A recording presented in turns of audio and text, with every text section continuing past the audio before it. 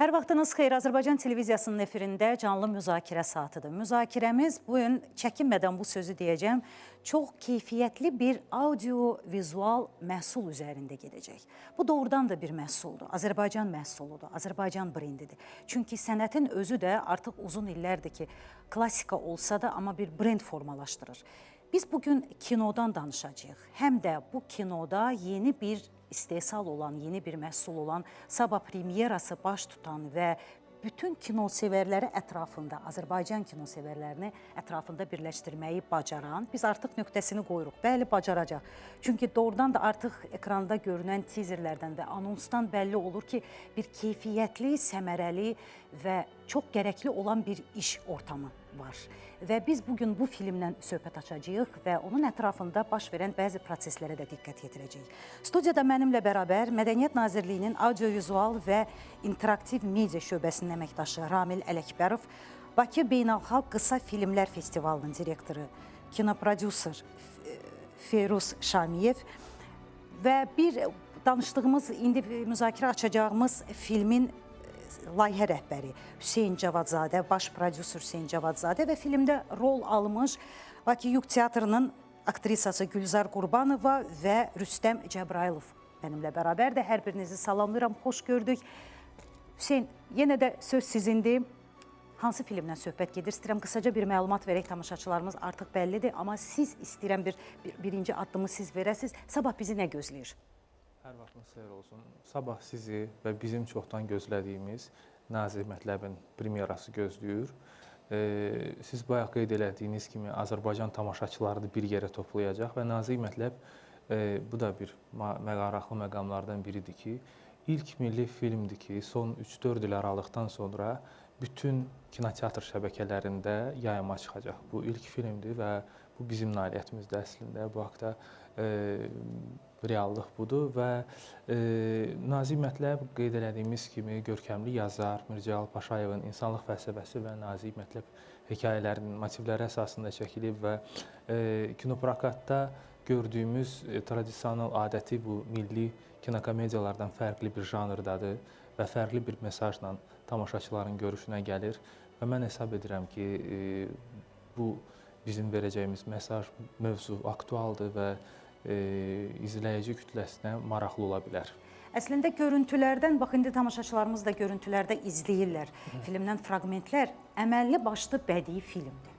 Yəni o qədər incə, o qədər doğrudan da mətləbə toxunan bir məqamlar var. Xüsusilə əgər biz filmin iştirakçıları istəyirəm bundan bir söz salsın. Siz iştirakçısınız və oradakı baş verən proseslərdə obrazın həyatını yaşayırsınız. Gülzar xanım, nə bəxş etdi sizə? Bax, buradakı sizin ifaçılığınız və ümumiyyətlə Azərbaycan filmində belə bir obrazı gözləyirdinizmi? Onu deyim ki, sizə əvvəla bu film 3 il öncə, pandemiyadan öncə, müharibədən öncə çəkilib və təbii ki, bugün hər şey dəyişib. Müharibədən sonra bizim o 44 günlük müharibəmizdən, qələbəmizdən sonra biz də dəyişmişik, bizim baxış bucağımız da dəyişib, bizim peşəyə münasibətimiz də dəyişib və belə deyək, alidən, sadədən aliyə doğru inkişaf gedib. Və bu filmdə düzü mən görməmişəm, yenə edirəm, 3 il bundan qabaq biz bir baxış keçirtmişdik və bildiyim qədər biraz da qısalıb və ona görə sabah mən də tamaşaçılarla bir kez deyəcəyəm bu filmi. Onu deyim ki, bu filmdə mən 4 yaş həddini ifa edirəm. Bu da təbii ki, bir aktrisa kimi bir peşə nöqteyi nəzərindən mənə çox maraqlıdır. Hər bir aktrisa üçün. Düzdür, 25 yaşı mən təkid elədim Hüseynə. Dedim ki, Hüseyn müəllim, bəs mən 25 yaş deyiləm. Çünki 25 yaşın ifadəsi, baxışı, energetikası, aurası tam başqadır. 35, 45, 55-də ola bilərəm. Dedi ki, hətta bir həftə çəkilişləri də saxladıq ki, yox. Artıq bütün o dövrləri çəkmişdik, qalmışdı 25 yaş və dedim ki, yox, mümkün deyil. Və dedi, valla mən bilirəm ki, olacaq, mən bilirəm ki, sizsiz. və deyək ki, saqqızımı oğurladı və məni biz də Novruz bayramı ərəfəsində 25 yaşı və demək olar ki, nə bacarığım var idi, 25 yaşa, bəlkə də baxanda filmə 35-45 o qədər də orada bir deyək ki, peşəkar kimi, bir aktrisa kimi o qədər də deyək ki, belə bilmirəm, mənim fikrimcə o qədər də bəlkə ona görə ki, öz yaşımdayım ona görə, amma bu 25 yaşa məxsusi o qədər vurğu vurdum ki, yəni onun üçün bədən dilimi hazırlayırdım, yəni çox yüngül olsun, çünki gənclik özü bir çılğınlıqdır, ehtirasdır, bir emosiyadır, bir inadkarlıqdır. Güzel xanım, amma Grim də öz işini görüb, sözün əsl mənasında, yəni o məqamları tutmaq olur. Çizgiləri dəyişmək, sizin həm manyeranız, həm də Grimlə bərabər obraz. Təbii ki, orada qrafika da var, amma mən bir şey deyim ki, üzü Grimlə, geyimi görkəmlə dəyişmək olar, amma məncə insanın hissini, o aurasını, ifadəsini heç nə mümkün deyil saxtalaşdırmaq. Çünki saxtalaşdırmağın ömrü çox qısa olur.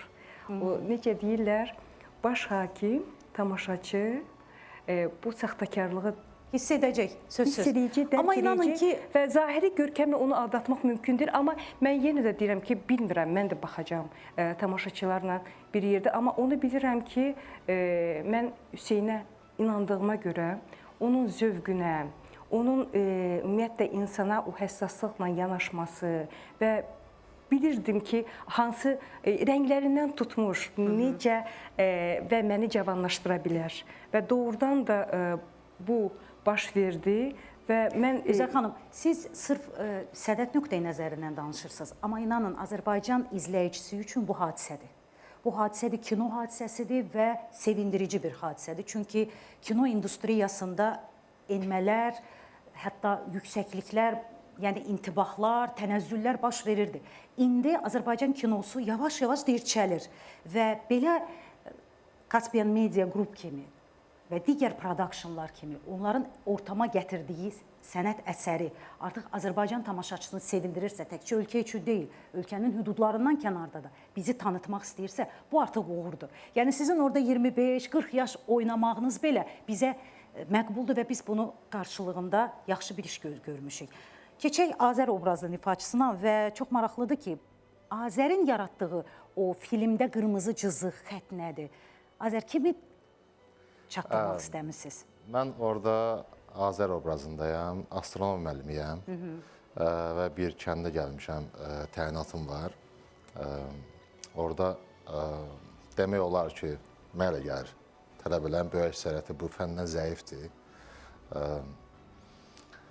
Mənə, yəni, belə desəm ki, çox çətin olmadı, yəni bu obrazı canlandırmaq. 30, 35, 40, 50, 60 yaş. Mənə gəlir ki, mən özümü oynamışam orada. Çünki biraz həyatım biraz çətinliklə dolu olub və mənə gəlir ki, həm yaşlı olanda, həm cavan olanda, həm orta yaşlı olanda, belə deyim də sizə, nə hisslər keçirirdimsə, yəni onu göstərmişəm.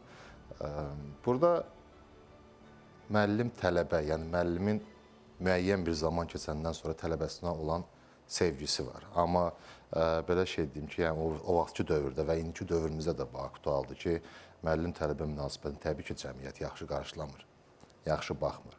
Amma bu sözün əsl mənasında saf sevgidir, həqiqi sevgidir. Və tələbəm də mənim fənnimdən çox zəif olduğuna görə bu mənə müraciət eləyir və tələbəmdə də ki, yəni Gülzar xanım canlandırıb da, onda biraz çılğınlıq var. O vaxtki dövrdə, yəni müəllim-tələbə tək başına və yaxud da ki, gəzintidə və yaxud da bu fəndən zəif olduğuna görə təhsil məndən istəməsi, yəni padruqalar tərəfindən, mənim valideynim tərəfindən yaxşı qarşılanmış. Yəni insanlar nə deyər ki, siz tək baş-başa dərs keçirsiniz, bir-birinizə təhsil verirsiniz. Sırf mental xüsusiyyətlər deyək. Hə, tələbəmdə də yəni şey var idi, yəni çılğınlıq var idi. O da o vaxtki dövrdə cəmiyyətin fikri onun üçün önəmli deyildi. Bu özəlliklərdir ki, hansı ki, müəllimin ona qarşı bu və digər özəlliklərdir ki, artıq sevgisi yaranır. Rüstəm, özünüzə yaxın hiss edirsiniz obrazı, yəni? Belə deyim sizə, mən Yəni siz özünüz olsaydınız həyatda, müəllim olsaydınız və qarşılığında Ya mən- məhəbbətinizi verə biləcəkdinizmi? Yenə deyim, məndə Coğrafiya müəllimi ixtisas. özüm də coğrafiya müəllimiyəm. Mən belə deyim sizə, məndə də yenə də nə də olmasa, mən öz istəyimin arxasında gedərəm. Amma cəmiyyət də var. Yəni Cəmiyyətin fikrini önəmli. ağırlıq var. Çünki insan belə deyim də sizə də bir ada ömrü boyu çalışa bilir. Onu itirmək istəmir məsəl üçün. Aydın. Ola bilərdi, amma indiki ağlımla, o vaxt ki, indi cavan vaxtı başqa olur. Yəni ki, fikirlər başqa olur. Müəyyən bir yaşdan sonra isə və fikirləşirsən ki, mən niyə onu vaxtında eləmədim? Ola bilərdi ki, o vaxtlar, yəni o obrazı canlandırmışdım, Canlandırmısınız.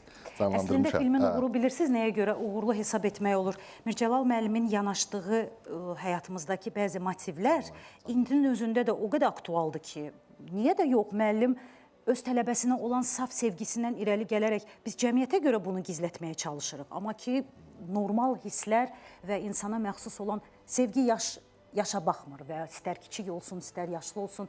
Bəlkə də filmin əsas ana xətti uğurlu ona görə alınıb ki, bunu bir psixoloji melodram kimi qəbul etsək çox uğurludur və mən inanıram ki, biz sabah doğrudan da bu hadisəni izləyəndə və tamaşaçılarımızı da mütləq bu filmə baxmağa dəvət edirik. Çünki tamaşaçının özü birbaşa əgər filmə dəstəkdirsə, istər maddi cəhətdən, istər mənəvi cəhətdən bu Azərbaycan kinosuna dəstəkdir. Bu Azərbaycan sənətinə dəstəkdir.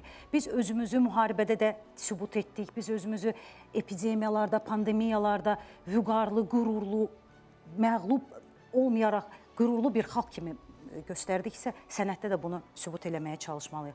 Ramil bəy, Azərbaycan kinosundan söz düşmüşkən, bax, belə müstəqil productionların ərsəyə gətirdiyi filmlər Azərbaycan kinosunu kölgədə qoymayacaqmı? Və biz görəcəyikmi yenidən o intibah dövrünü? Yaxşı bir istehsalat kimi Azərbaycan kinosunda yeni filmlər. Təşəkkür edirəm.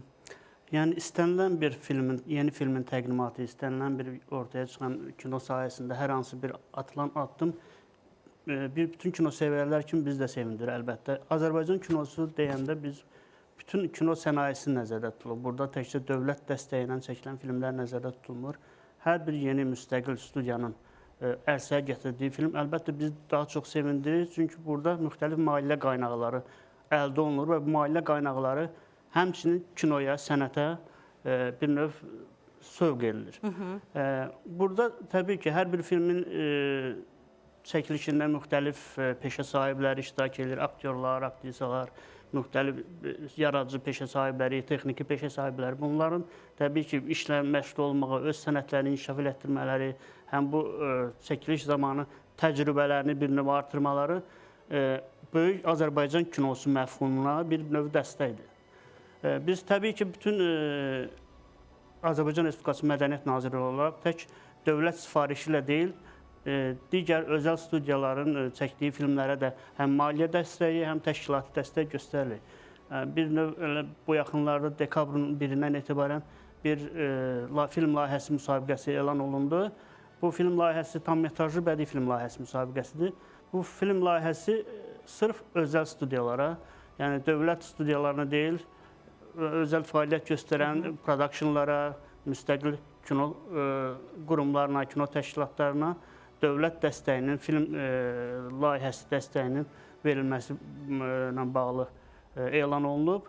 Bizim də istəyimiz budur ki, ölkədə kino sənayesi maksimum dərəcədə inkişaf eləsin, çox yönlü şəkildə. Kino beynəlxalq dünya kino sənayesi, kino biznesi necə inkişaf edirsə, bütün çarlarla tək film istehsalı deyil, onun digər çarlarla kino təhsili olsun, peşə təhsili olsun, onun kinonun nümayişidir, kinonun bir növ arealının genişlənməsidir, məsələn, kinonun prokatının zənginləşdirilməsi. Prokatının zənginləşməsi, məsələn, tək Nazim Mətlək filminin tək Azərbaycanda deyil, məsələn, bu tipli filmlərin müxtəlif ölkələrdə, ən azından ilkin variantda MDB məkanında və türk dilli ölkələrdə göstərilməsi bu yöndə biz də çalışmalarımızı davam etdiririk. İndi qeyd etdikləriniz realdırmı? Real görürsünüz bunu? Bəli, real görürük. Bax, kino agentliyinin yaranması məsələsi çoxdan da gündəmdə idi və hələ də biz onun həlli yollarını görmürük. Nə vaxt olacaq o agentlik? İnvestisiyanın qoyulması, investorların, hətta beynəlxalq təcrübənin kino sənayesinə cəlb olunması. Nəhayət biz görəcəyikmi bunları? Biz özümüz də həqiqətən onu səbirsizliklə gözləyirik. Bu uzun müddətli bir proses oldu. Yəni 2019-cu ildən etibarən başlayan bir proses oldu və biz gözləyirik ki, artıq bu ilin sonuna doğru, hazırda dekabr ayında ilin sonuna doğru artıq kino agentliyinin yaranması istiqamətində konkret addımlar atılacaq. Bu addımlar atılandan sonra biz də bütün gələcək kino sahəsində olan bütün təkliflərimizi, kino sənayesinin, Azərbaycan kino sənayesinin inkişafı yönündə olan bütün təklifləri bu Azərbaycan Respublikasının kino agentliyi ətrafında qurmuşuq. Biz gözləyirik, yəni ki, səbirsizliklə bu hadisəni gözləyirik, kino agentliyinin təsis olunması haqqında qərar verilsin. Bundan sonra iş getsin və yaxşı istiqamətdə gedəcək yəqin ki. Yəni biz onu şəffaf, ümid edirik. stimullaşdırıcı və Azərbaycan tamaşaçısının gözləntilərini deyək ki. Yəni son müddətdə atdığımız bütün addımlar bu istiqamətdədir ki, ümumiyyətlə bütün böyük anlamda kino sənayesinin inkişafı və burada şəffaflığa, obyektivliyə maksimum dərəcədə əhəmiyyət veririk. Çox əfsuslar olsun ki, kino sənət nə qədər də belə yüksək səslənsə də, amma onun maliyyə tərəfləri də var. Əfsuslar olsun ki, yaxşı bir məhsul, yaxşı pul istəyir. Və biz artıq 1000 ildir bilirik ki, kinoda peşəkar olmaq gərək. Peşəkarsız kino alınmayacaq. Amma peşəkarsız da kinoları yola verə bildik. Bəzi məqamlarda, Feruz, yəqin ki, razılaşarsınız. Hətta festival adına layiq olmayan filmlər də getdi, gəldi. Bunu da gördük. Adından bəlli olmalıdır. Necə düşünürsünüz? Kinonu ərsəyə gətirən insanın, özünün, deyək, şəxsiyyəti, onun peşəkarlığı vacibdirmi o filmin tanınmasında? Mən birinci təbrik edirəm dostlarımızı bu filmin istehsalı ilə bağlı ki, yəni böyük bir, uzun bir zamandan sonra, yəni belə bir susqunluq dövründən sonra bu filmlərin ərsəyə gəlməsi böyük bir cəsarətdir, böyük bir, necə deyim, həm də bir böyük kino bayramıdır. Çünki o pandemiyanın, bizim zəfərimizdən sonra bu filmlərin istehsalının artıq böyük ekrana çıxması çox yaxşı bir haldır və həm də tamaşaçını yenidən bir kinoteatra qaytarmaq cəhdidir. Və bu cəhddən ötürü çalışan hər bir şəxsi mən təbrik edirəm və alqışlayıram. Bu böyük bir addımdır. Və ikinci bir tərəfdən də sizin dediyiniz məsələ ilə bağlı ki, kinoda şəxsiyyət məsələsi çox önəmli məsələdir. Digər tərəfdən peşəkarlıq önəmli məsələdir və bu işə baş vurmağın özü həm də o peşəkarlığı tələb edir. Yəni filmin keyfiyyəti həm də peşəkarlıqdan asılıdır. Məsələ burasındadır ki, film, kino digər sahələrdən nisbətən çox mürəkkəb bir sahədir və bu sənayedir və bu sənayedə birdən-birə ortaya yaxşı məhsul qoymaq məsələsi demək olar ki, sual altındadır. Yəni heç kim birinci işi ilə uğur qazanacağı belə, yəni o kimsə bunu deyirsə və iddia edirsə, yəni səhv fikirdə düşünürəm. Çünki bu sənayedə tək bir nəfərdən, rejissordan və yaxud da operatordan və yaxud da prodüserdən, senaristdən asılı məsələlər deyil. Və burada işıqçı da səhv eləyə bilər, operator da səhv eləyə bilər, qrimyor da səhv eləyə bilər. Yəni filmin keyfiyyəti eyni zamanda böyük bir məsuliyyət daşıyan səs rejissor da səhv eləyə bilər. Yəni müxtəlif adamlar səhv etməyi filmin keyfiyyətinə də təsir edir. Yəni burada birbaşa rejissorun və prodüserin və yaxud da aktyorların yaxasından yapışmaq məsələsi çox çətin məsələ. Bu komanda, yəni bu artıq bir şablon sözə dönüb, amma yeni deyirəm, yəni hələ ki, yəni öz gücünü itirməyib. Yəni film komanda işidir. Yəni o komandanın hər biri demək olar ki, öz müəyyən layihələrdə təcrübə keçib ciddi bir layihədə necə deyirlər, bir araya gəlməlidirlər, bir nöqtəyə vurmalıdırlar və düşünürəm ki, ən azından heç olmasa bir yəni filmdə çalışan insanların əvvəlki işləri ilə mən fikrimi yarımçıq saxlamaq istəyirəm, bir məsələdən haşiyə çıxmaq istəyirəm ki, Hollywoodda çox məşhur, hətta Oscar almış aktyorun özünün mən bir təsadüfən bu araşdırma qarşıma çıxdı. Bu adamın bir 70 yaşı var və bu 70 yaşlı adamın özü gənclərin, 20-25 yaşlı gənclərin qısa filmlərində pulsuz çəkilir. Onlar hər il 5-7 qısa film istehsal edirlər və həmin məşhur aktyorun özü o filmlərdə baş rolda çəkilir. Onlar sadəcə bir elan verirlər, müxtəlif ssenariləri qəbul edirlər. Onun özünün şirkəti artıq o ssenarilərin həm rejissoru dəvət edirlər, həmin ssenarini təqdim edən rejissoru və sadəcə dünya şöhrətli bir aktyor təsəvvür edin ki, layihədə sizə dəstək verir və çəkilir. Yəni Bu önəmlidir əslində, artıq çox çox önəmli önəmlidir. məsələdir və bu ənənəni artırmaq lazım. Mənə gəlir ki, bizim yəni ölkənin özündə də mütləq təcrübə önəmli məsələdir. Kinoda mütləq təcrübə önəmli məsələdir. Ola bilsin ki, hansısa bir şair O bədahətdə kinodan bir küsən yedi məsələ. peşəkarları yenidən qaytarmaq üçün Bəli, şans çünki yaranmalıdır orada da bu ikinci, insanlar. necə deyim, kamera arxası insanlar həddən artıq vacib insanlar hesab olunur. Yəni kameranın önündəki insanlar düzdür. Yəni onların əziyyətini yerə vurmaq lazım deyil. Çünki onların əziyyəti göz önündədir. Çünki tamaşaçı onlara zəif və ya güclü oynamasına Amma reaksiya Firuz, verə gəlin bilir. razılaşaq ki, bax, bir mən özüm tamaşaçı. Sadəcə yeni bir film baxışa çıxarılanda komanda ilə maraqlanırsan. İlk göz önündə olan aktyorlar kimlərdir? Birinci bu sadalanmalıdır. Çünki komandada olan aktyor seçimi çox önəmlidir. İnsanı birinci cəlb etmək üçün, ora yəni aparmaq üçün. Dünya filmə. prodüserlərinin, yəni əksəriyyətinin yəni əsas fikri budur ki, bəziləri bir də görürsünüz ki, çox məşhur bir simanı filmə cəlb eləməklə, yəni kassa toplamağa qərar alırlar və sözsüz ki, o məşhur simanın özünün hazırlıq məsələləri var. Yəni o filmə qədər olan keçdiyi yollar var, ssenarinin oxunması, onunla bir yerdə rejissorun, prodüserin işləmə məsələləri. Bunlar çox önəmli şeylərdir. Ona görə də yəni prodüserin bu müasir dünyada biraz kino tendensiyası Sovet dövrünə nisbətən dəyişibdir. Yəni Sovet dövründə ancaq dövlət istehsalı vardı və dövlət maliyyə ayırırdı. İndi artıq asta-asta biz İmkanlar kapitalizm genişlənir. dövrünə keçirik deyə artıq prodüser məcburdur ki, maliyyə tapmağı tək dövlətdən yox, məsəl üçün kənar mənbələrdən də o vəsaiti tapa bilsin. Və vəsaiti necə qaytaracaq artıq, onun yolları var. Mən təsadüfdən bu şəxsiyyət məsələsinə toxunmadım kinoda. Məsələn, Hüseyni biz artıq Azərbaycan televiziyasında 100 ilin adamları telelayihəsindən tanıyırıq. Mən şəxsən reklam olmasın, amma sizin doğrudan da izləyicinizəm və çox məmnunluqla seyr edirəm verilişləri. Söhbət ondan gedir ki, layihə rəhbəri Hüseyn Cavadzadənin bu təqdimatına yeni film olacaq və insanları cəlb eləmək üçün, bax bu bir trük ola bilər. Kimdir filmin layihə rəhbəri? Senarist kimindir? Rejissor kimdir? Aktyorlar kimlərdir? Çox nadir hallarda olur ki, ilk dəfə kinoda debütudur, amma uğurlu bir film alınır və əks səda doğurur. Mənə maraqlıdır, sizin burada deyək ki, filmi ərsəyə gətirmək üçün ideyanız, strategiyanız, taktikanız ilk əvvəl nə oldu Hüseyn? Mən bunu ərsəyə gətirirəm, mənim düşüncəm, bax fikrim budur, amalım budur. Mən sizə söyləyim, mən və rəhbərlik elədiyim Caspian Media Group bu artıq bizim 4-cü yoxsa 5-ci filmimizdir. Hətta Mircəlal yaradıcılığına ilk müraciətimiz deyil. Bunun öncə 2 yad adam çəkmişdik. Kəmtərovlar ailəsi hekayəsinin motivləri əsasında Çində, Avstriyada, Qazaxstanda, Parisdə, Gürcüstanda çox uğurlu nümayişlər olmuşdu. Hətta bir neçə beynəlxalq festivaldan mükafat almışdıq. Laureat yox, məhz mükafat almışdıq. Daha sonra kommersiya layihəsi çəkmişik. Qaynana filminin 40 illiyinə, Qaynana 2018 filmini çəkmişik və həmin il ən çox satan, prokatda ən çox satan film statistik nəticəsini əldə eləmişik.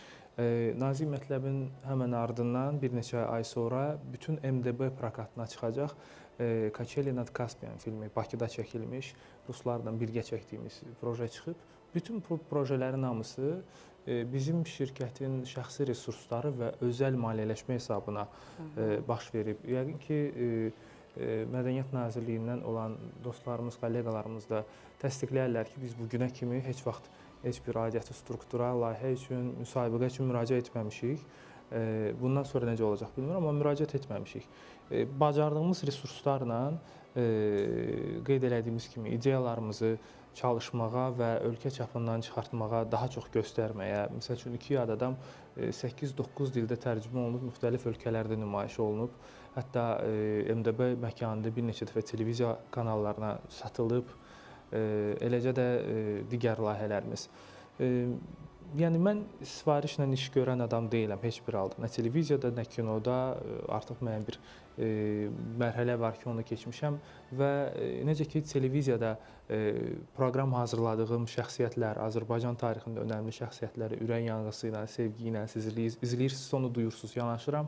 Mircəlal müəllimin də yaradıcılığına elə bir sevgi ilə və diqqətlə yanaşıram. Çünki hesab edirəm ki, Mircəlal müəllimin o səssiz mübarizəsi ki var idi Sovet dövründə, hansında ki o pedaqoq idi, bayaq necə Rüstəm qeyd edir, o çox yaxşı pedaqoq idi, o çox yaxşı yazar idi və orada elə ideyalar var ki, mütləq onu təbliğ eləmək lazımdır və onlar dövrümüzdə də aktualdır. Biz Pekində mükafat alanda press-konferensiya saat yarım uzandı, çünki bizim film əsnasında müzakirələr bitmirdi. Axırda işıq söndü və biz zaldan çıxdıq, dağıldıq. Bu filmi çəkəndə əsas məsələlərdən biri, bayaq da sizin filmin adı ilə bağlı soruşdunuz, nazik mətləb.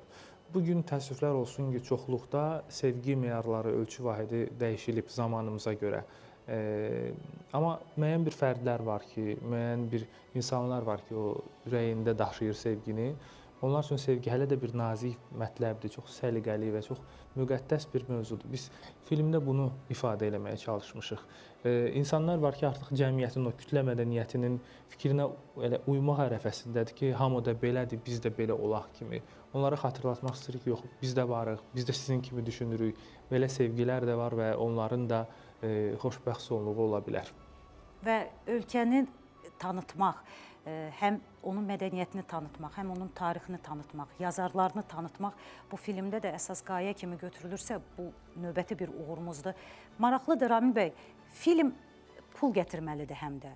Dövlət nə qədər təvazökar olsa da, təmənnasız pul versə də, amma məsuliyyət film istehsalına da düşür. İstehsal etmirsən, buyur, gətir pulu qaytar. Yəni, mən bir qədər kobud deyirəm, amma onun gördüyü o iş və onun sonradan toplayacağı o vəsait yenidən bir istehsalata qayıtmalı. Bu, sanki zəncirvari davam etməlidir və kino gətirməlidir. Proses bax, belə davamlı olmalıdır. Bu cür ideyaları qoymaq və bu cür şərtləri irəli sürərək kinonu maliyyələşdirmək mümkün olacaqmı? Əslində düzgün nöqtədən toxundunuz ki, dünyada əslində kino sənayesi böyük bir biznes sənayesidir, bir sənayedir. Yəni pul gətirən, ən çox gəlir gətirən show biznesin qollarından biridir.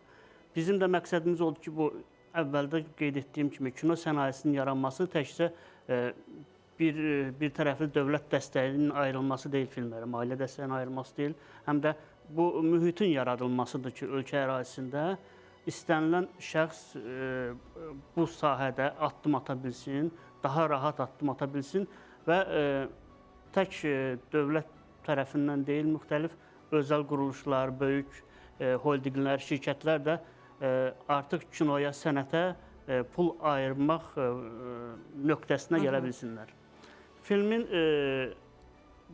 başqa bir uğuru da onun təbii ki, mövzusu ilə bağlı olmalıdır. Biz dəstək ayırdığımız filmlərin mövzusuna təbii ki, fikir veririk ki, bu mövzu bizə yad mövzu olmamalıdır.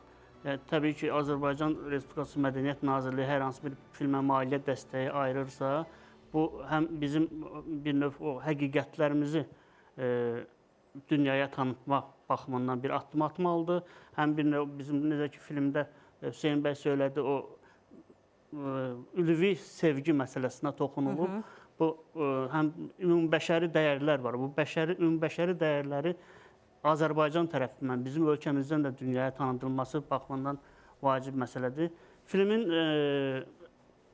maliyyə dəstəyə ayrılma məsələsi və onun maliyyəsinin geri qayıdıb növbəti mərhələlərdən, növbəti layihələrdə işləmə məsələsinə gəlincə isə bizdə təəssüf ki, cəmi 10 milyonluq bir büdcə var. 10 milyon nəfərlik bir ölkədən ibarət. Əhali sayımız azdır. Yəni, əslində marketinq tərəfindən hesablasaq, Azərbaycanda kino sənayesi gəlirli sahə sayılmaya bilər. Çünki filmi izləmə potensialı olan şəxsləri, əhalini götürsək, onların kinoya getmə potensialını nəzərə alsaq və hesablasaq, nə qədər hesablasaqsa biz də böyük bütçəli filmlərin... Yaxşı, Ramin bəy, onda gəlin məsələyə başqa cür qaydaq. Kino istehsalatı ilə məşğul olan və Sovet dönəmində bizim o qədər gözəl klassik filmlərimiz var. Mənəvi tərəfdən biz tamaşaçı çox qazandıq. Bəlkə 10 milyonu da aşdıq. Pul olmasın, tamaşaçını qazandırmaq üçün nə vaxta qədər biz o bayağı, şiit, mən çəkinmədən deyəcəm. Çünki son dönəmlərdə bu yaranan kinoteatrlarda, xüsusilə gənclərin axışdığı o kinoteatrlarda gələcəyimizə baxışı bu qədər nikbin edəcək, əgər o filmlər olacaqsa, bax, bununla mübarizə nə vaxt olacaq? O birinci sualın bir arxasını mən bir balaca gətirim. Çünki biz əgər buradan ölkədəki əhali sayına görə biz bu kinonu qazanclı hala gətirə bilmiriksə, bunun arealını genişləndirmək lazımdır, baxış bucağını artırmaq lazımdır. Əlbəttə ki, bu istiqamətdə işlər aparılır. Necə ki, türk dilli ölkələrlə bu yaxında böyük bir festival keçirildi və orada müxtəlif türk dilli ölkələrin mədəniyyət nazirləri bir bəyannamə imzaladılar. Ortaq filmlərin çəkilməsi və ölkədə istehsal Ümumi bir platforma. Bəli, ölkədə istehsal olunan filmlərin bazarının bir növ genişlənməsidir. Bu istiqamətli işlər təbii ki, MDB ölkələrlə də aparılır. Digər türk dilli olmayan ölkələrlə, Rusiya ilə və Belarusla, Gürcüstanla bu tipli əməkdaşlıqlar var və bunlar davam etdirəcək. Bundan əlavə olaraq müxtəlif onlayn platformalar var. Bunlar da həm filmin tamaşaçı auditoriyasını genişləndirmək üçün Netflix-dən tutmuş, digər başqa platformalarda bunun həm tamaşaçı auditoriyanı genişləndirir, həm də ki, filmə gələn qazancı, gəliri artırır. Sualın ikinci hissəsinə gəlincə, mövzu məsələsinə gəlincə, bu bir növ burada nəzarət biraz mümkün deyil. Çünki istənilən şəxs istənilən şəkildə, azad şəkildə, sərbəst şəkildə film çəkə bilirsə, çəkir, onu kinoteatrından anlaşır və nümayiş elətdirir. Burada nəzarət mexanizmi ancaq o ola bilər ki, burada qadağan olunmuş tutaq ki, dövlətə və dövlətçiliyə, nəzarət mexanizmini tələb etmir. Sadəcə elə peşəkarlara yol verilməlidir ki, onlar istər-istəməz onu kölgədə qoyacaq, silib atacaq. Feyruz bəyin bayaq toxunduğu o kinoda peşəkarlıq məsələsinə gəlib çatırıq.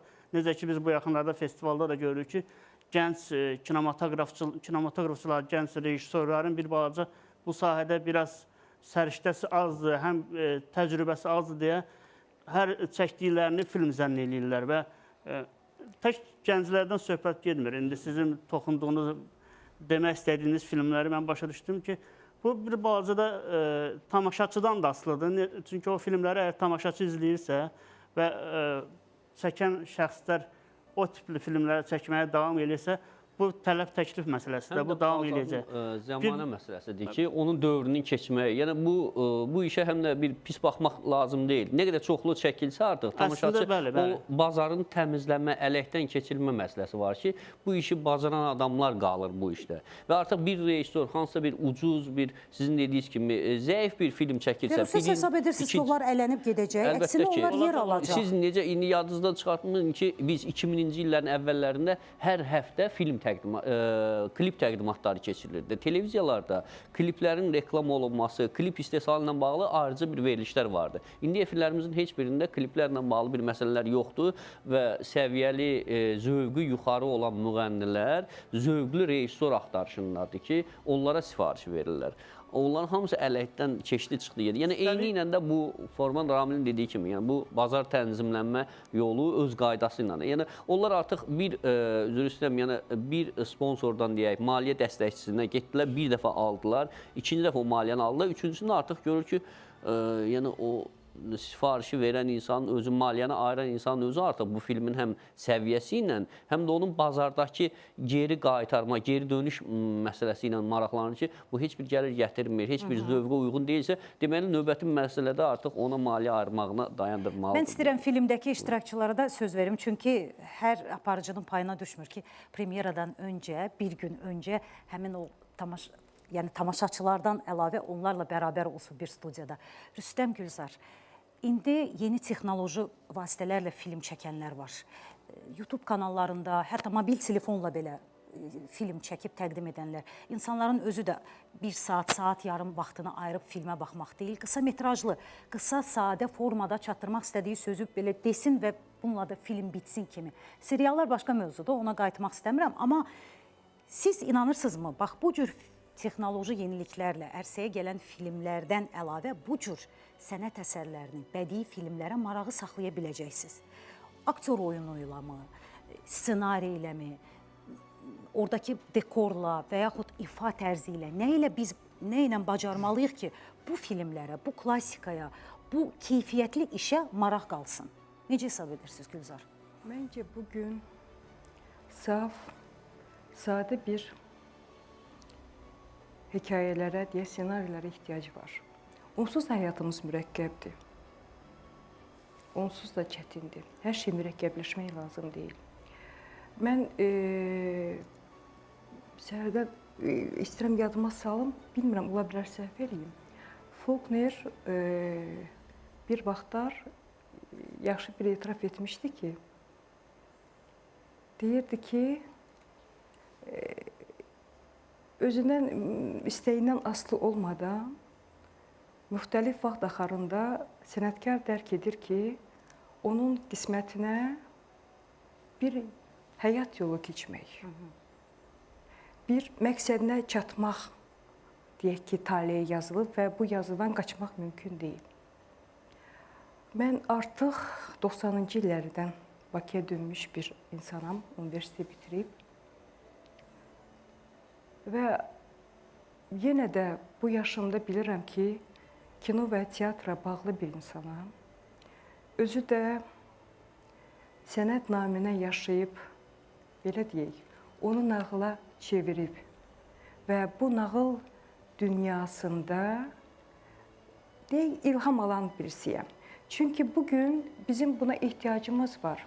Ruha qida nə verirsə, dünyanı anlamağı asanlaşdıran, həyatı gözəlləşdirən hər nə varsa, inanın, inanmağa çalışıram. Çünki biz aktyorlar, mən indi aktyor kimi deyə bilərəm, bir sənətçi kimi, biz xəyallarımızı deyək ki, yuxularımızda güc alırıq da. Yəni yatarkən biz röya görürük, yuxular görürük, amma səhər açılanda bu röya unudulur. Bəzən də heç o vaxtda fikirləşmirik. Bəzən də yaddaşımızı işə salıb o röyanı xatırlamağa çalışırıq ki, biz kim idik, niyə ağladıq, niyə güldük, xoşbəxt idik, bəs bizi kədərləndirən nə idi? Məncə kinoda, teatrda bu bir röyadır və hər şeyin bir səbəbi vardır. Və Ramil bəy danışır və mən fikirləşirəm ki, kinonu elə bir böyük bir güzgəyə çevirmək lazımdır ki, orada həm keçmişi, həm bugünü, həm gələcəyi görə bilək. Çünki insanla ancaq sənət dili ilə, insanın ruhuna ancaq təsir edən sənət dilidir. İnsan başqa bilmirəm, bəlkə də başqa bir dil var, çünki ona təsir edən, onun ruhuna sığal çəkən, təskinlik verən, özünü əks etdirən, düşündürən. Mən mesajdan danışmıram, çünki mənim üçün mesaj vacib deyil 2+2=4. Çünki mən dediyim o yuxulardır, röyadır. Səni düşündürən və hansısa bir suallara məcbur edilir cavab verirlər. Bunlar çox vacibdir. Yəni biz çox uzaq düşmüşük. Sənətdən çox uzaq düşmüşük və mən istəməzdim bugün hər şeyi astar üzünə, sabah bizim təqdimatımızdır. Problemdən danışmaq istəmirsiniz. Hə, problemdən danışardım çevirmək, çünki problemlər çoxdur. Mən ümid eləyirəm ki, şagird o dərsi bitməsini gözləyən zəng səsini eşidən kimi, mən də o tənəffüsə səsləyən səs kimi o səsi istəyirəm, o səsi səbirsizliklə gözləyirəm. Və ümid edirəm ki, nə vaxtsa mənim o təxəyyülümdə, yuxularımda, röyalarımda canlandırdığım tarixi filmlər, canlandırdığım obrazlar yeriməyə başlayacaq, danışıb gülməyə başlayacaq, ağlamağa başlayacaq, təkcə sözdə yox. Mən ona ümid edirəm, ümid olmasaydı, bu həm də çıxışa doğrudur. Çıxışa doğru olmasa, qüruba doğru olmasa, çünki sevgidir qüruba doğru. Çünki biz sənətimizi sevirik, ona bağlıyıq, ona xidmət eləyirik və biz bunu anlayırıq, anlamırıq, dərk edirik. Və Gülzar xanım, ümumiyyətlə Azərbaycan kinosunun tarixinə diqqət yetirsək, onun yaşına diqqət yetirsək, o sizin deyəcəyiniz ümidlər o qədər olub ki, yəni insanlar ümid bəsləyib və buna qovuşub da. Rüstəm, necə hesab edirsiniz? İctimaiyyət ümumiyyətlə, ətraf, kino insanlarına yaxın olmalıdırmı? Yoxsa elə doğrudan da sənət üçündür? Biz çəkməliyik və onu arxivləşdirməliyik, tarixə çevirməliyik və o sadəcə kino olmalıdır. Mənim baxış tərzim tamam fərqlidir. Ona görə istəməzdim yəni, bu mövzuda danışayım. Ona görə bəlkə sizlər danışasınız. Çünki mənim artıq 35 yaşım var və mən 2006-2005-ci il 2 dəfə Azərbaycan birincisi olmuşam model sayəsində. 2007-də indi dünya birincisi olmuşam 96 ölkənin içində model sayəsində və mənim kimi dünya birincisi olanlar Türkiyədə dostluğumda da var, münasibətlərim də var. Adamların yaxtası var, adamların villaları var, adamların çox qəşəng imkanı var, çox qəşəng. Və Türkiyədə insanların o aktyora və aktyorluq sahəsinə və filmə ən çox mənə görə maraq göstərmə səbəblərindən biri nədir? Məsəl üçün, bir filmə başlamamışdan öncə baş rolda olan aktyoru Amerika göndərirlər. Öz roluna uyğun təhsil alsın. Ad sürmək lazımdır, 5 ay dərs keçirlər. Adamı götürüb gəlirlər, məsəl üçün, setin qarşısında 2 mərtəbəli villa tuturlar. Ona hər şəraiti yaradırlar. Adam nə qrimyorda, nə ailəsində, heç bir adamla yəni problemi olmur. Çünki aktyor ekranda görsənəndir. Aktyorun əgər bir setdə hər hansı bir problem varsa, o aktyora hopur. Və aktyor hazırlıq prosesi var. Bizdə çox təəssüf olaraq, indi mən çalışdığım insanların böyük əksəriyyəti təcrübəli, professional kollektiv olub deyənə, o qədər də olmasa. Amma bizdə setdə nədir? Aktyoru gətirirlər, motobayk verilir, motosiklet, al sür. Amma soruşan yox, sən bunu sürə bilirsən, yoxsa yox. Və yaxud da ki, mən çölün ortasında at sürürəm, hündürəm, 1.93 boyum var, at da balacadır, ona görə yəhəri qısaldırlar, yəni balacalaşdırırlar və at qar görməyib. Bunu qovmaq lazımdır. Bu necə ola bilər? Amma mən məcbur onu eləyirəm. Yəni, Azərbaycandakı aktyorlar, heç kim deməsin, dünyanın hər yerində çox qəşəng oynaya bilər, əgər hazırlıq prosesi olsa. Çox professionaldırlar, sadəcə olaraq, məsəl üçün, indi özüm dedim, 35 yaşım var, yəni 16 il mən bu sahədəyəm, mən artıq 3 filmdə olmuşam da. Amma vaxtında da istifadə eləsələr, çox gözəl olardı. Və eyni zamanda insanların daha çox maraqlı olduğu nədir? Məsəl üçün, Türkiyədə qlavn aktyor, yəni baş rol olan aktyorlar həftəsinə 40-50 min manat arası pul qazanır. Bu insanlarda artıq bu böyüdür aktyoru. Amma Azərbaycanda mən 5 dənə dostumla otururam, hamı öz işindən danışır, mən dilə sən nə işlə məşğulsun? Yəni, saymırlar bizim sayəni. Nə modelliyi, nə aktyor. Hörmət eləyən yoxdur. Niyə? Çünki metroda gördüyü adama hörmət eləyər. Mənə bir yerdə dansırsınız deyil. Bu film öncəsi Rüstəm Qurbanovun danışmaq istəmədiyi belə şeylər astar var ki, tərəfləri amma idi. mən məsəl üçün halal zəhmətinlə qazanan insan olaraq, mən bilmirəm insanlar burada necə artırır. Məsəl üçün. Mən məsəl üçün, ildə bir dəfə film olur, ondan indi 10 min, 12 min arası qanırır alıram. Onu da sağ olsunlar arasında bir 74 dəfə verirlər. Və o da hesablayan, sizdən başqa o heç. Hüseyin bəy sağ olsun, nə vaxt lazım ol deyirdim, verirəm. Neçə dəfə verirlər və belə hesablayanda elə bil aya 500 manat ya 400 manat arası bu aktyor necə öz üzərində çalışsın. Məsəl üçün, mən Amerikada olan vaxtı ancaq məşqə $1000 arası pul gedir. Niyə? Çünki aktyor görsənməlidir, aktyor. Hər dəfə məşq, aktyorluq sahəsi də ümumiyyətlə idman kimidir. İdmanı buraxdınsa arıqlayırsan, əzələ itir. Aktyor da daim üzərində çalışmalıdır. Amma mən necə gəncə dəstək olum, hansı gəncə dəstək olum? Mən heç kimə dəstək ola bilmirəm. Niyə? Çünki mən özüm model sahəsində ən irəli gedən insanlardan biriyəm. Aktyorda da indi təzə başlamışam. Şurada qəşəng filmlərim olacaq, yaxında da çıxacaq inşallah. Amma mən kimə məsləhət görüm, hansı gəncə məsləhət görüm? Çünki özüm hansı vəziyyətdir? Amma Rüstəm, gəlin razılaşaq ki, sizin çəkildiyiniz filmdəki obrazlar özü məsləhət verəcək. Azərbaycan gələcəyinə də, gəncinə də biz buna inanırıq. Çünki artıq bilirsiniz, filmin ilk görüntüləri özü haqqında danışır. Hüseyin, film ümumiyyətlə mükafatlandırılmalıdırmı? Və çəkiləndə, ərsəyə gətirəndə, onu planlaşdıranda belə bir məqsəd, ali məqsəd kimi qarşıya qoyulurmu? Çünki biz uzun müddət idi Avropaya çıxa bilmirdik və hətta hər şey qalsın bir tərəfə, texniki parametrlərinə görə o filmləri istehsal edə bilmirdik. Amma imkanlarımız genişlənir və bu son dönəmlərdə çox sevindirici haldır ki, Azərbaycan filmləri ödüllər, mükafatlar alır. Çox sevinirik bu hadisələrə. Sizcə, layihə rəhbəri kimi, bax bunu ərsəyə gətirəndə məqsəd bu olmalıdırmı? Çünki biz hətta özümüzü tanıdırıq, mədəniyyətimizi tanıdırıq. Hər bir filmi, projeni yəni ilkin mərhələsində qarşıya qoyanda ondan nə gözləyəcəyimizi və ondan nə istədiyimi mən dəqiq qərarlaşdırıram. Film var ki, bayaq sizə söylədiyim kimi bizim istehsalımız olub, kassaya hesablanıb və bizə kassa nəticəsi verib. Film var ki, şirkətin imicinə hesablanıb, film var ki, festivallara hesablanıb. Məsələn, hazırda biz çox ciddi və böyük bir layihə üzərində çalışırıq. Çox eksperimental filmdir. Bəlkə də o filmdən sonra bizi burada daşa basacaqlar, amma mən əminəm ki, onun beynəlxalq festival uğurları olacaq. Yəni o artıq ora hesablanıb. Bizim növbəti hədəflərimizdən biri ona hesablanıb ki, bu mütləq beynəlxalq festivallardan yarıb keçməlidir və artıq bizim 60 yaşında rejissorlarımız hər həftə laureat paylaşdığı kimi yox, Grand Prix paylaşmalıyıq ki, bax biz bunu aldıq. Mən şəxsən utanıram elə şeylərlə qarşılaşanda mən də qoşuldum aktyorlarımıza, amma onlar çox düzün danışırlar. Hətta onlar danışandan sonra mən fikirləşdim ki, mən nə deyəcəm ondan sonra, hər ikisindən sonra. Yəni eyni zamanda onu da demək istəyirəm ki, yəni Hüseyn bəy həqiqi onun kimi insanlar olsa mənə gəlir. Bir çox şeyin inkişafında həqiqətən irəli getmək olar. Niyə?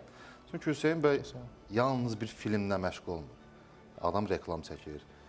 Bu yaxınlarda Jade geyim şirkəti açıb, yəni geyim istehsal edir və içində yanğısı var Azərbaycanda gəncliklər, gənc olan insanlara dəstək olsun, onlara qabağa çəksin. Məsəl üçün, yəni sadə işlər də görmür. Axırıncı bizim çəkilişlər oldu, getdi İstanbulda oldu, Dubayda oldu. Yəni belə çəkilişlər. Adam daim çalışır və məsəl üçün Gülzar xanımı dəvət elədi, seçdi. Yəni məni seçdi bu filmə. Gülşad xanım Baxşəliyeva. Adam baxır ki, yəni çox istedadlı insanlar var, amma hər yerə getmirlər və yaxud da ki, ondan istifadə eləmirlər. Yəni o tərəfdən Hüseyn bəy həqiqətən deyən kimi o tip insanlar olsa ölkəmizdə mənə gəlir ki, inkişaf da olar. Yəni inkişaf olar mənə gəlir. Və kino istədiyi vaxt öz sözünü deyə biləcək. Firuz, bəs necə ola bilər ki, məsələn, bəzi kino tənqidçiləri deyir, ümumiyyətlə kino haqqında anlayışı olmayan adamlar kino çəkmək istəyirlər. Yəni istəyirlər. Biz onlara nə etməliyik, şərait verməliyik, yaradıcılıqdır deyə məşğul olsun, yoxsa əksinə? Bayaqlar Ramil bəy yaxşı bir müsabiqədən danışdı və söhbət tək Mədəniyyət Nazirliyindən getmir. Yəni yəqin Rüstəm bəy də bilər. Mən özüm Amerikada bir ay orada yaşamışam. Məsəl üçün müxtəlif şirkətlərlə bizə görüşmə olub. Amerikada aşpazlar belə ssenari yazır və Hollivooda göndərir. Yəni ssenarist və yaxud da istehsalçının həvəskar olmasına bir qınaq necə deyirlər, yanaşmaq lazım deyil. Qınaq obyekti olmamalıdır. Onun işi o məhsulu ortaya çıxartmaq cəhdidir. O yəqin ki içində bir yanğı var, bir nəysə. Amma söhbət odur ki, onu bir cilalayıb bir yaxşı bir şəkilə salmaq məsələsi var. Yəni məsəl üçün ssenari müsabiqəsi keçirilib Azərbaycanda bir neçə dəfə və maraqlı bir ki, jürilərdən biri Elxan Cəfərov idi və Elxan Cəfərov bir nəfər orada nəticələrə bir irad bildirmiş ki, niyə həkim filan müsabiqənin qaliblərindən biri olub, ssenari müsabiqəsində. Və orada çox yaxşı Elxan mənim cavab vermiş ki, həkim peşəkar ssenarist olmaya bilər, amma onun yazdığı süjet, onun gətirdiyi hadisə hamıdan maraqlı idi. Bundan daha yaxşı film eləmək olar. Yəni, dediyim kimi, aşpaz da, hansısa bir başqa ixtisasın mühəndis də öz ssenarisini təqdim eləyə bilər. Bu normaldır, amma o peşəkar deyil. Onun sadəcə istedadından istifadə edib yaxşı bir ssenarini inkişaf elətdirmək mərhələləri var. Məsəl üçün, deyim ki, Azərbaycanda son illər yavaş-yavaş bu mədəniyyət formalaşmağa başlayıb ki, biz əvvəllər hər kəs ssenari yazırdı, vurubdu qoltuğuna ki, mənim ssenarim var, mənim ssenarim var.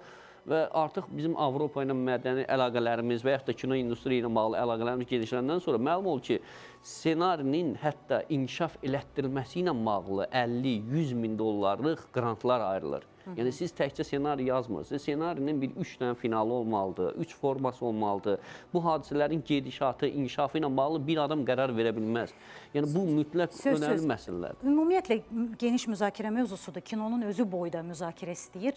Amma biz çalışacağıq ki, bu mövzunu diqqətdə saxlayaq və hətta premyeradan sonra Yayım Hüququ Azərbaycan televiziyasına məxsus olan Nazik Mətləb filminin baxışından sonra, kinoteatrlardakı baxışından sonra Azərbaycan televiziyası nə yaxşı ki, bax belə bir keyfiyyətli məhsulu öz efirində yayımlamaq hüququna malikdir. Biz bunu izləyəcəyik. Sizə uğurlar arzu edirəm. Biz indi Nəqliyyatın İntellektual İdarə Edilməsi Mərkəzinə bağlanırıq. Niftullah Məmmədli bizi canlı efirdə gözləyir. Bu saata olan yollardakı vəziyyətlə tanış olacağıq. Amma hər bir halda yaxşı bir iş üçün gedib onu dəstəkləmək vacib gərək.